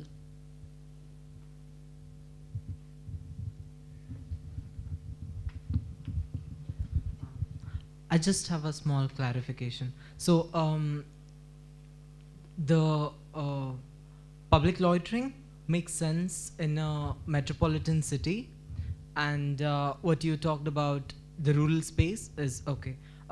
But I'm just concerned with cities that are now, you know, starting to bloom. Like I come from a city which is now blooming. Like, you know, it does not push the ideology of confining a woman, nor does it still have that platform to give women to loiter like the way Mumbai or I am assuming most of your research is in Mumbai because most of your publications are, you know, but like my city does not give such sort of platform for women to come and loiter so freely. At the same time, it is not, I mean, it's a big claim, but it's not so oppressive.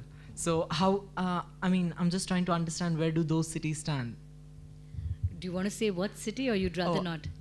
No, absolutely. I'm from, I'm from a city in North Karnataka. It's Hubballi. In Hubli, yeah, of course, so, yeah, okay. I mean, just to clarify, there are small groups of feminist.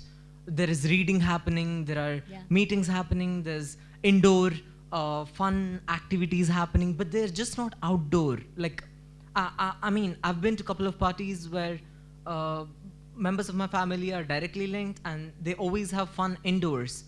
And they, I mean, people outside the walls know that there is this happening, but it's just not happening on public platform. And if at all there is something happening that is related to feminism, it's more of non-fun. You know what I'm, so just, yeah. Yeah. So one thing, I mean, to start with Mumbai, for instance, so I mean, the paper I'm talking about is Blank Noise is mostly Bangalore. The Girls at Dhaba started in Karachi, also now Lahore Islamabad. The Why Loiter movement is largely Mumbai. There are pockets of loitering groups in Pune, Jaipur, and also in Aligarh. There was at the university, but mostly linked to the university, not so much to the town. One of the things that when we started our research, people would keep saying, but why are you studying Mumbai? You know, Mumbai scene, it's a city that has access. And one of the things that really differentiated from other cities was access to public transport. This is something that's really being undermined. I mean, I don't know if you know, the buses are now being underfunded and shut down, but anyway, I won't go there right now.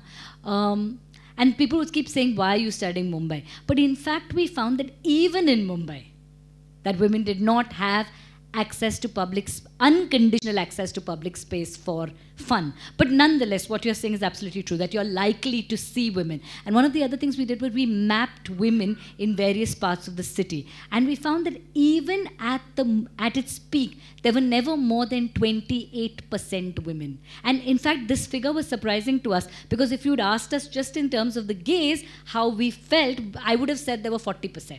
You know, at a particular peak hour at a railway station, you asked me how many women were there, I'd have said 40%, but there were actually never more than 28, and sometimes quite often, particularly after dark, as little as 2 or 3% of women, even in Mumbai. So at one level, it's not really true that there are, you know, very large numbers of women in Mumbai.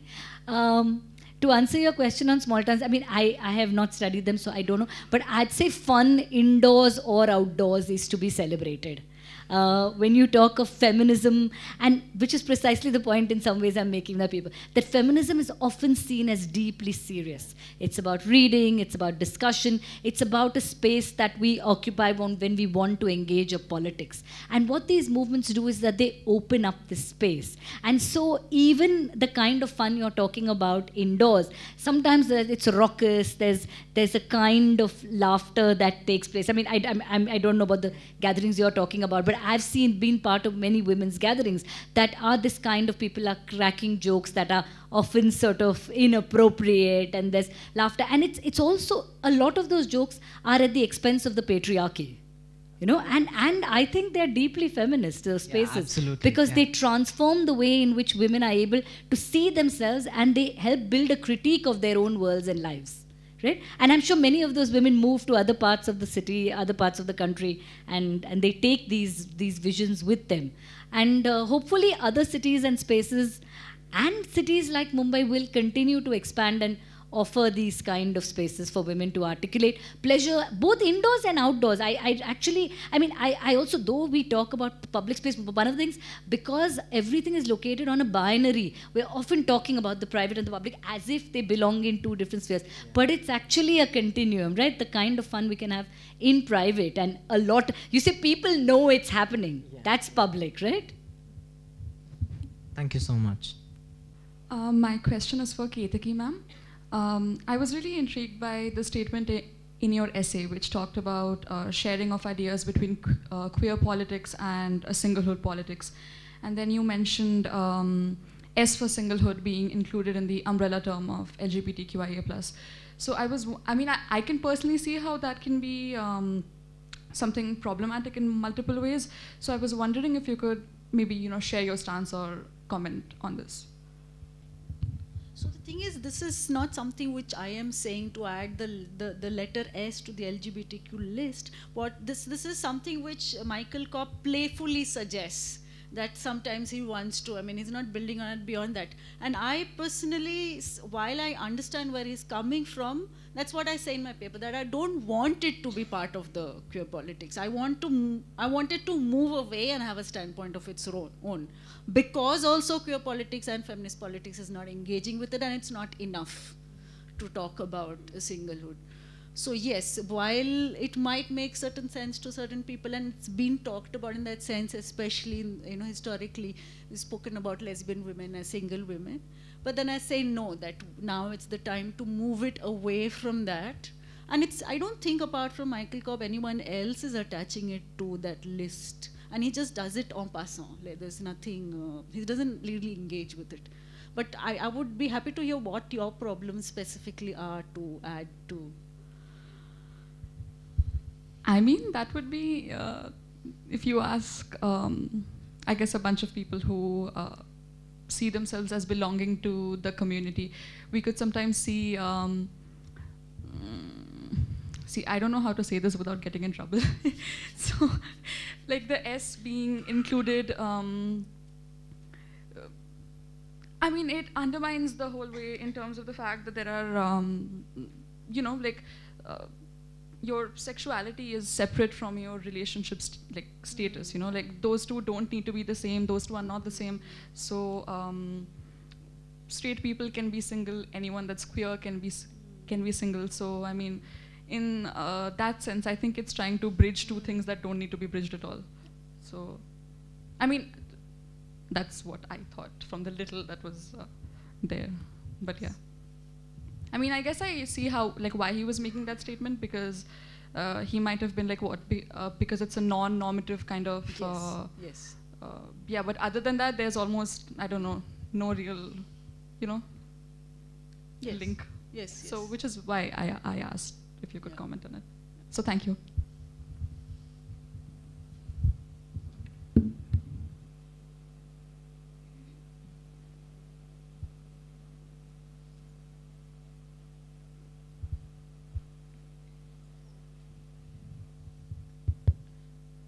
Okay, I have one question each, so I'll go ahead.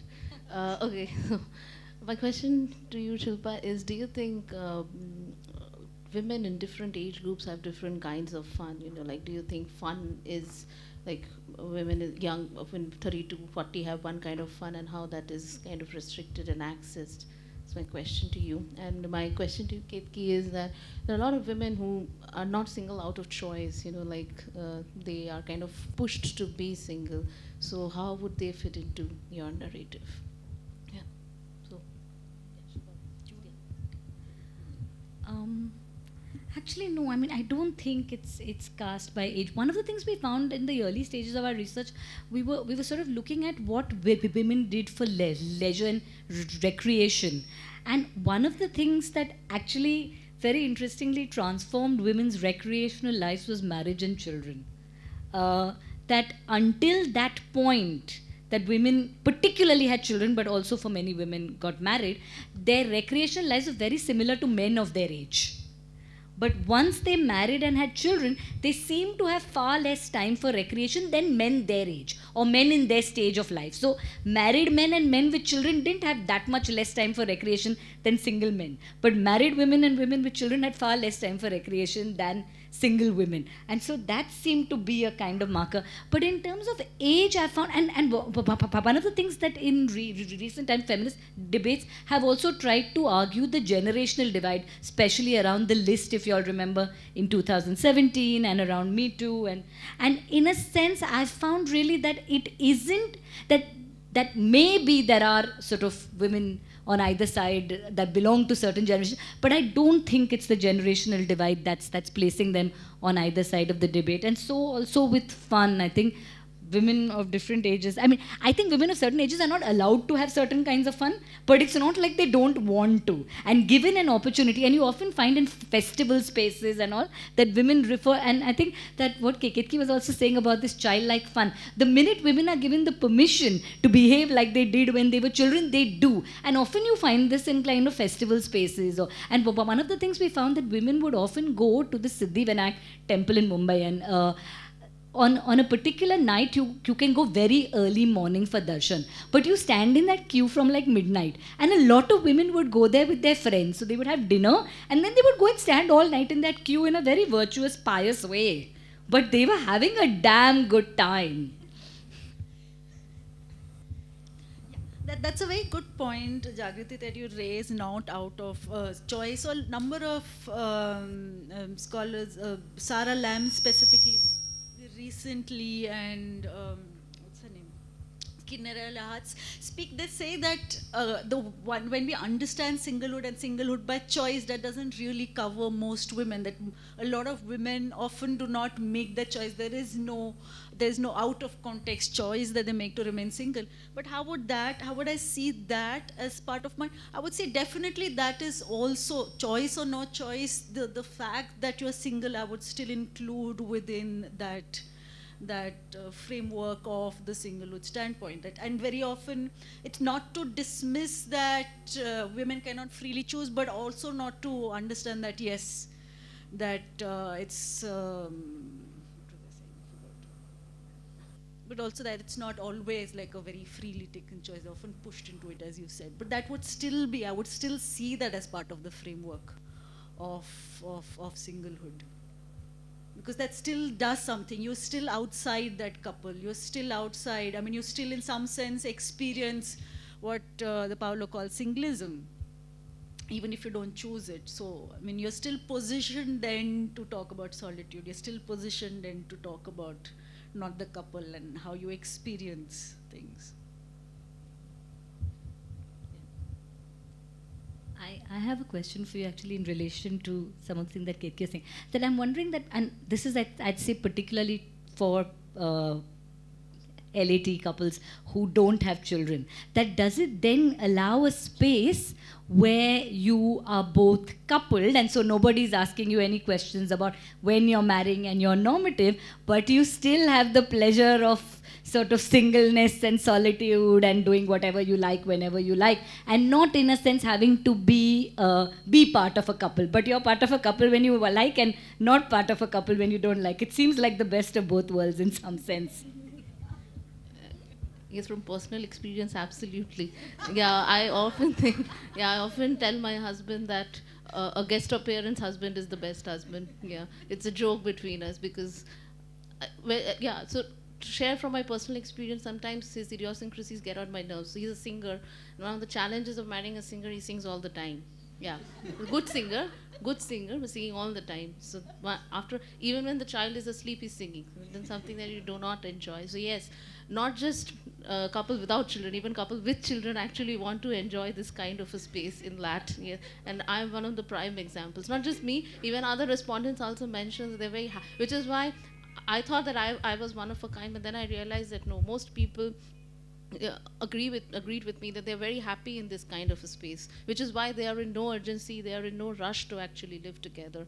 So, and they think that, you know, this kind of a marriage system gives them space to go beyond the normative, yet they're a couple. So you have the good things, and you can have fun when you want to, you can meet when you want to, and as well as maintain your space, so yes. That's an interesting point that you raise about living apart and then single, because that would be often something which is discussed about in single-headed households. That's what I also thought when she's talking about LAT, is that when we talk about an increase in single-headed households or women-only headed households, then LAT would come under that. But then it would not. So that's one of the reasons why I opened the idea of the subject of the single to be so open, so that you can still, even if you're living apart, but you're still together, you're still living alone, you're still in that sense, you're not living with a husband. That could be part of the single. But if you look at it in a very narrow way, you are still enjoying the privileges that come with marriage. So then how do you see that? But I would still want the category of single, of that subject, to still be open to something like this, because then this would fall under the category of what does it mean to live alone, and that kind of feeds into the rising demographics of who's living alone, how many people have single-headed households, whereas in India we don't have too many, because in the US it's rising. In Sweden there are above 40% of people who live alone. So this, I think it's very interesting that this is adding to that small demography of people who live alone here.